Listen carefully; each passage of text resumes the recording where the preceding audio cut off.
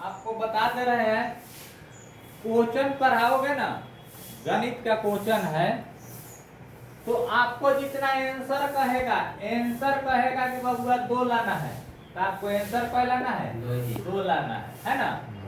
फिर आपको बबुआ क्या है, ये मतलब ये राजनीतिक नहीं है कि झूठ के सच बना दो और सच के झूठ बना दो ना।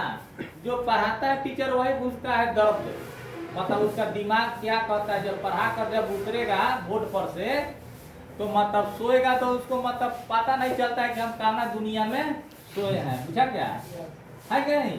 देखो ये ब्रज गुणन विधि है ना, ये क्वेश्चन आपको हम इसके पहले ही पढ़ा चुके हैं, आज भी पढ़ा रहे हैं। देखो क्या है क्वेश्चन, 2x + y = 5 और 3x + 2y = 8।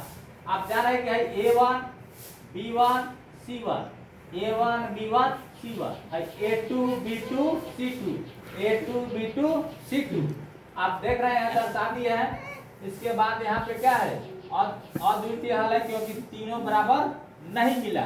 इसके बाद ब्रज गुणन विधि का एक फार्मूला है ना, वो लिखवाए हैं सुजीत मितेश तू पढ़ता नहीं, रात भर नाच देखता है। कहाँ नाच देखते हैं। आप देखो समझो, x है x, देखिए यहाँ b1 की मान कर रहा है, b1 का मान कितना है 1, तो 1 लिए है इनटू मतलब गुना छिपा हुआ है c2, तो c2 का मान कितना है -8 है, -8 है।